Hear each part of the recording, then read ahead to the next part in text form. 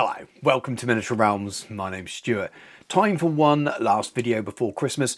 Cubicle 7 have just put up for pre-order the Warhammer The Old World role-playing game starter set. I think it's worth taking a look at.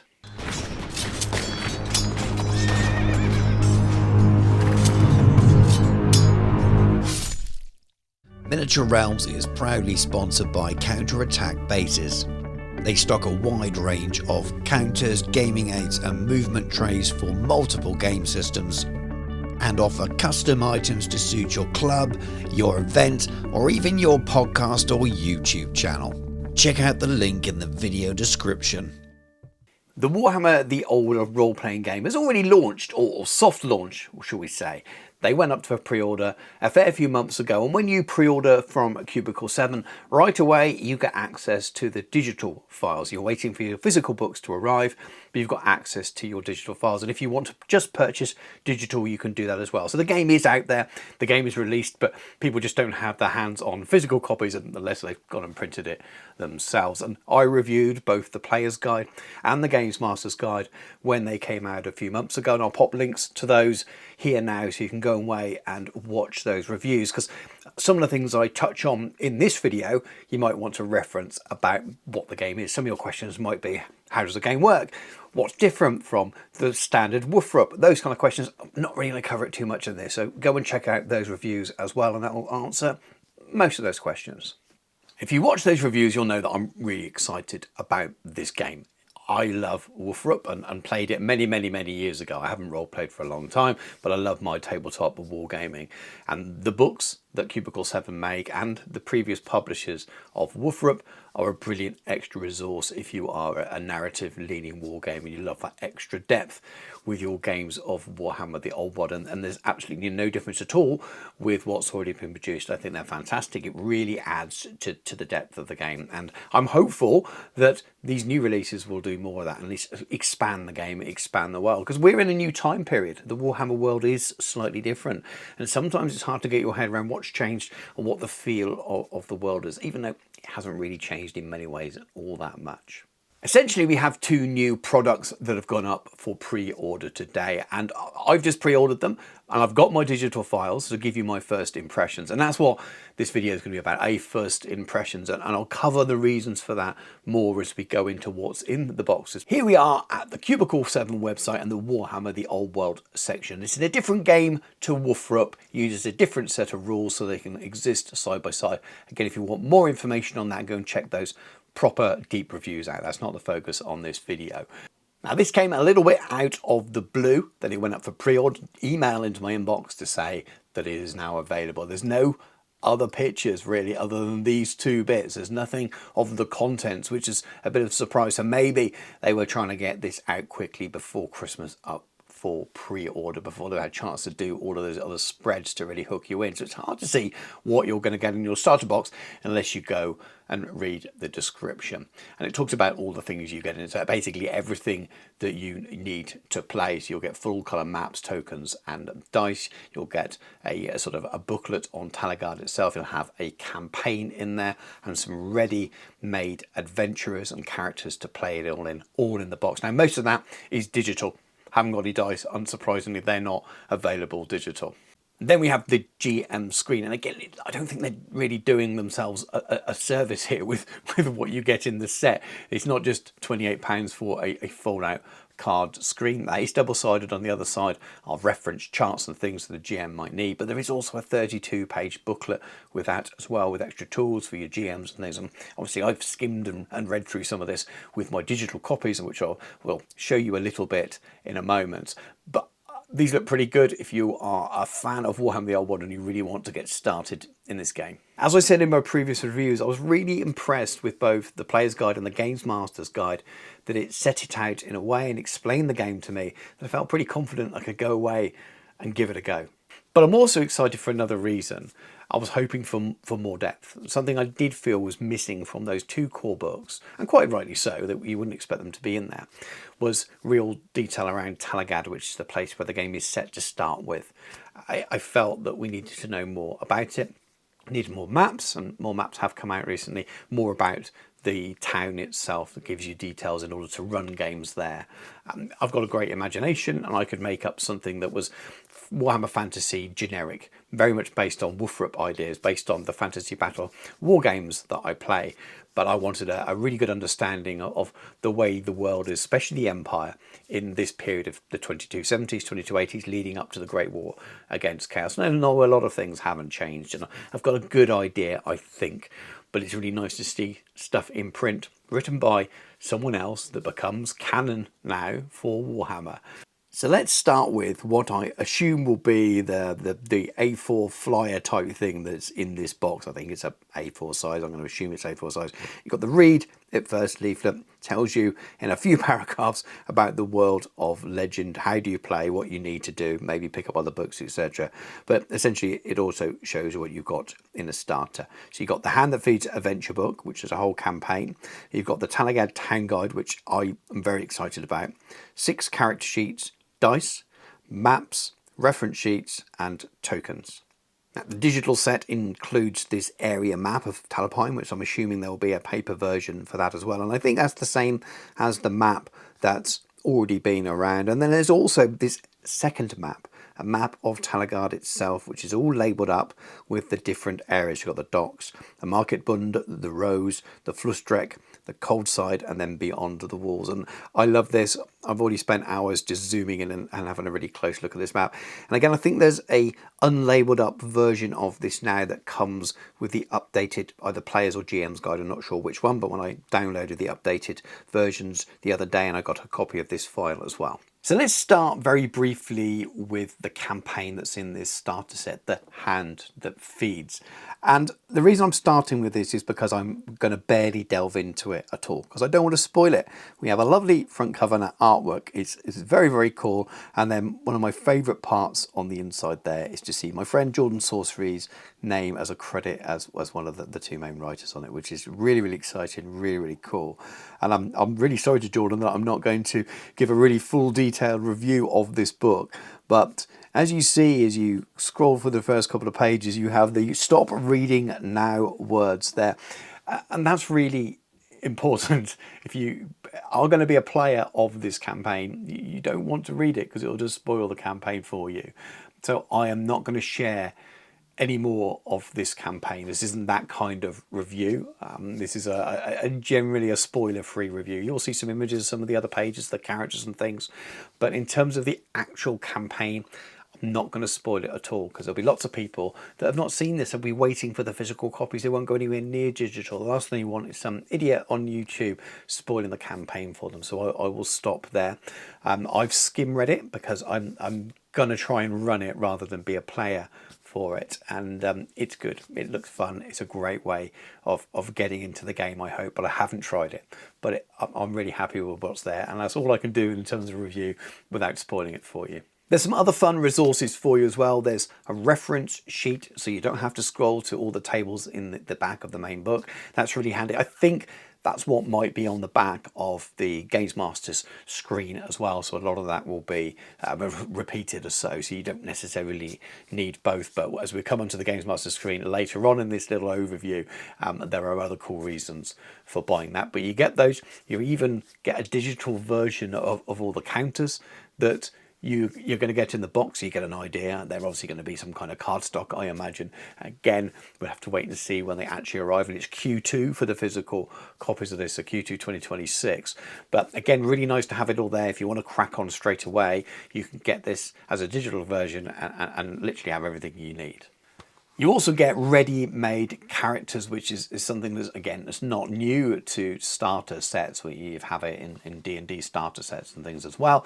If you are brand new to playing a tabletop roleplay game, you're not even sure what name you might give to your character or what to do, it's just a really nice way of it's there, ready to play straight away, a character that's usable in the campaign if you want to. You obviously go make your own characters, but when I introduced this to my 11-year-old and my wife, who might have a go at this, I'll probably do a session running some of those ready-made ones, give them a taste for it and see if they enjoy it. But we have the 6 characters. We've got Christoph Hodenhall, he's a hedge wizard, looks very much like the Forge World miniature.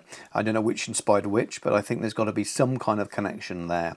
We have Solim, a Wood Elf Way Watcher, looking very Wood Elf Way Watchery there. And we have Beverly Bev Green Thistle, Halfling Merchant. And I really like the way that the pre-printed things are all set out. Your stats in the middle, but you've also got your characteristics and skills down the side, which is really, really useful for quick reference when you're learning the game.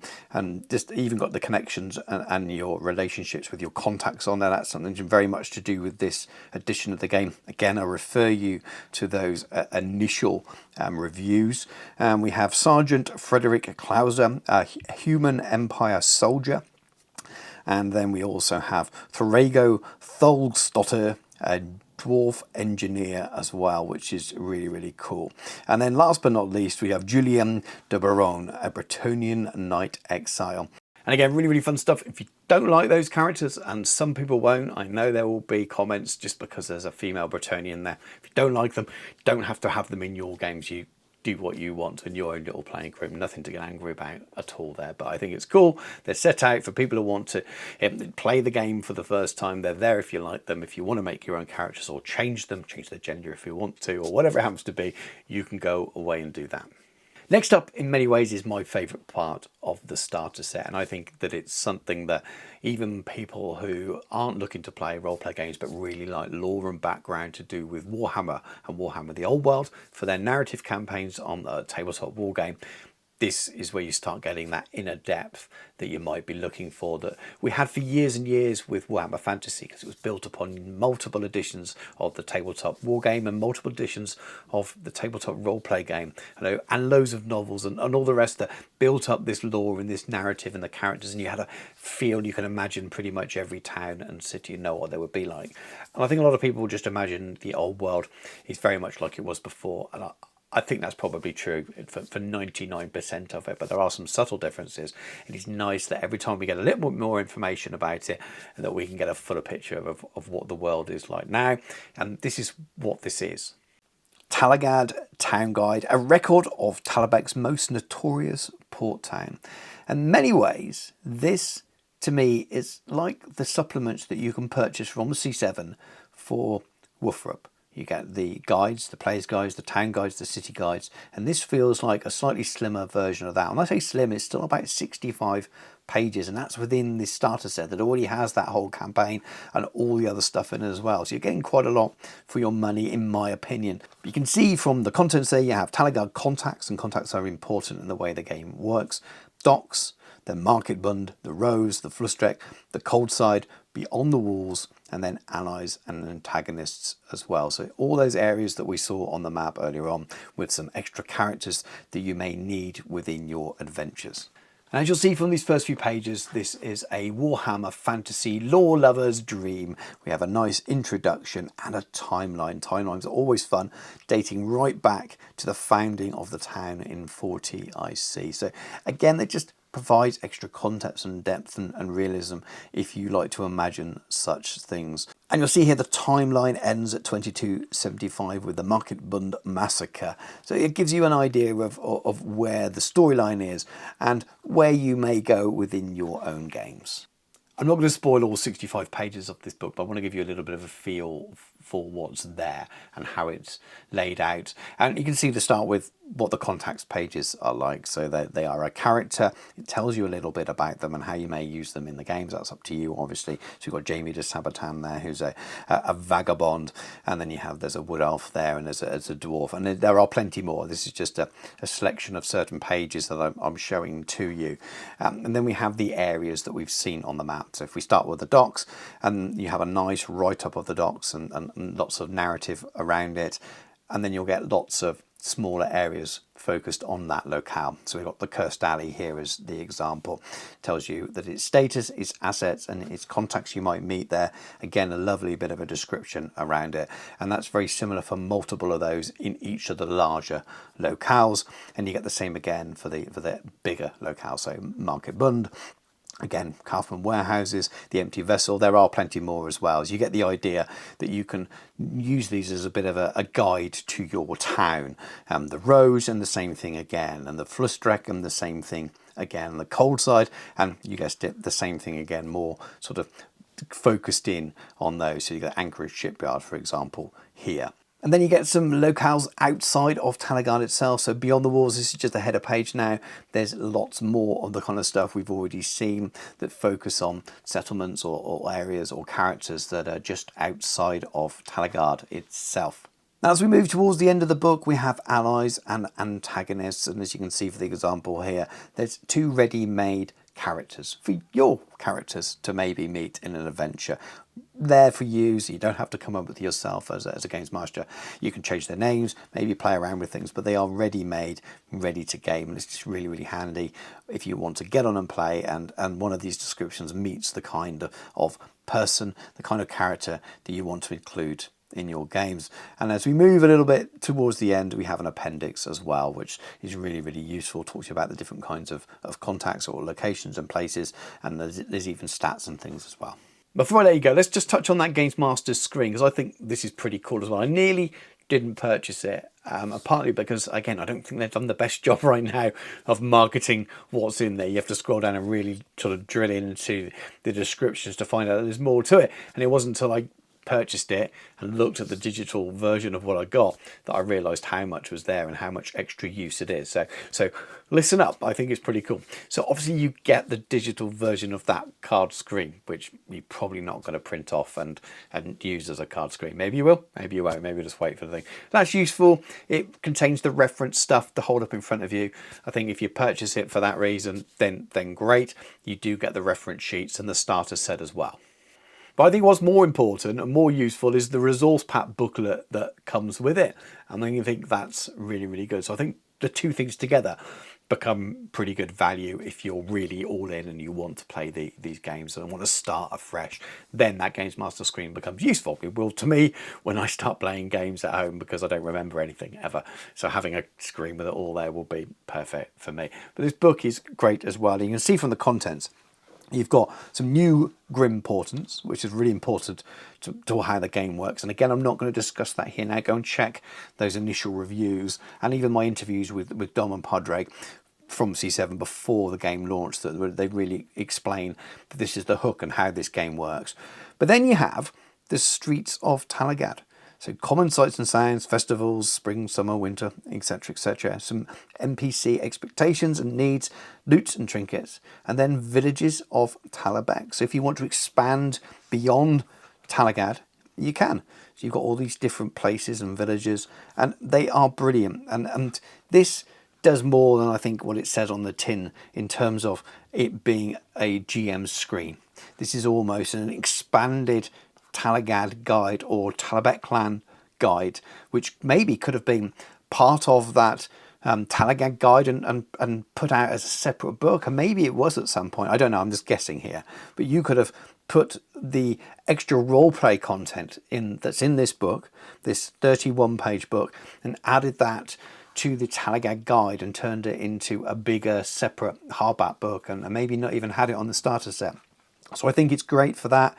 It's well worth picking up for that extra information there. So you have lots of extra lore, lots of extra things that will help you create stories for your characters, create stories for your players.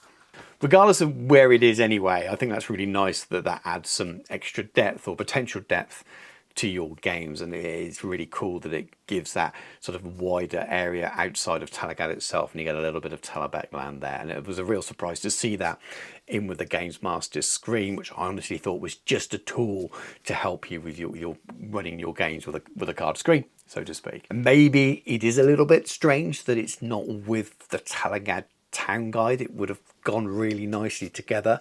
I suppose if you're just buying the starter set, to have that in-depth guide with Talagaad is probably what's needed to go with that initial campaign which is included in the box. So maybe they would have diluted one or the other if they didn't have it. But also that Talagaad guide with the Talabheim clan thing would have been nice as well. So I'm happy with it, but because I bought it all.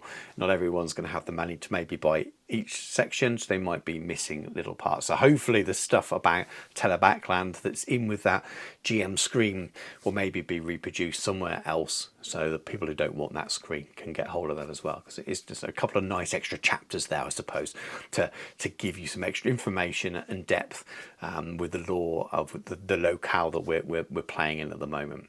So if you can't tell, I'm excited, and this is a first impressions thing. I've not played that campaign, and I've not stress tested any of this.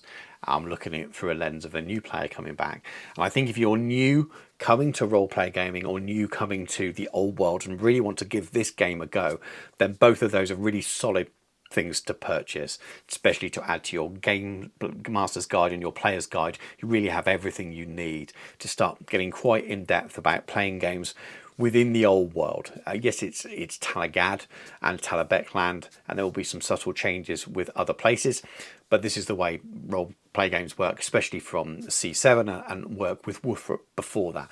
We will no doubt now see future city guides or area guides that will maybe have another adventure, and then with that all the extra antagonists and contacts and maps and guides to the cities and all those things. And I'm really excited to see the 2275 version of Outdoor or Nuln, and it's going to be really, really cool. Outside of the Empire, hopefully we'll see stuff as well.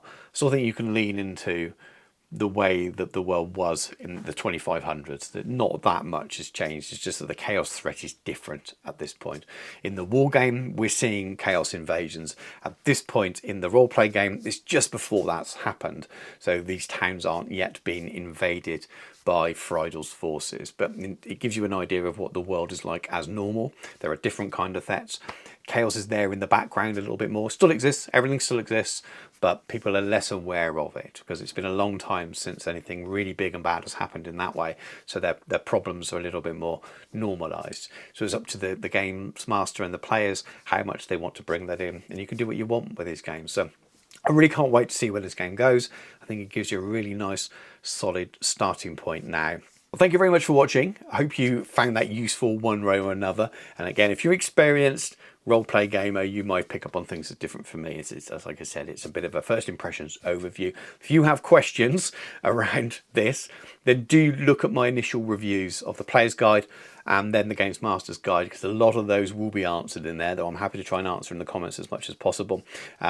If your question is this different to WFRP? Yes, it is. It uses a different system, and no, WFRP's not going anywhere. This isn't replacing it. The reason they're using a different system is it's so they can both coexist as separate things. So they're both set in the world of Warhammer, but at different time periods. And this game matches the current Games Workshop war game time period, so it's slightly different there, but there's plenty of opportunity to do what you want with it. And if you own existing town guides and things from WFRP, you can very easily convert a lot of that over, because so many things are very similar or the same. It's very much how the chaos threat is interpreted that's different. That's a very, very quick version. Go and see my interview with Dom and Padraig about that as well, and they will give you a better idea of what they set out to do with this game.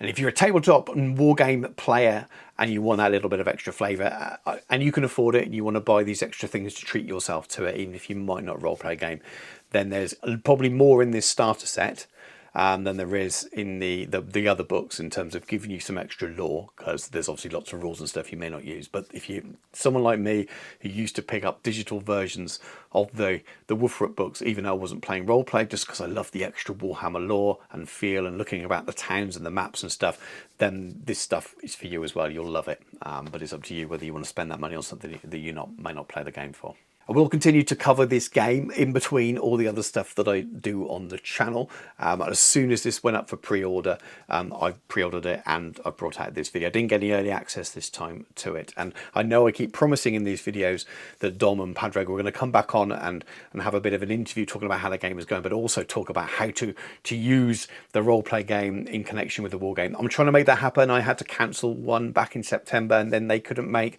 a follow-up, and we haven't managed to rearrange it since the person I used to contact at C7 no longer works there. So things are a little bit different. But I'm still hopeful that at least one of them, if not both of them, can come on the channel at some point in the future and talk about how the game's developing again, but also talk about that connection, how you might be able to use the role-play game within your narrative war games as well.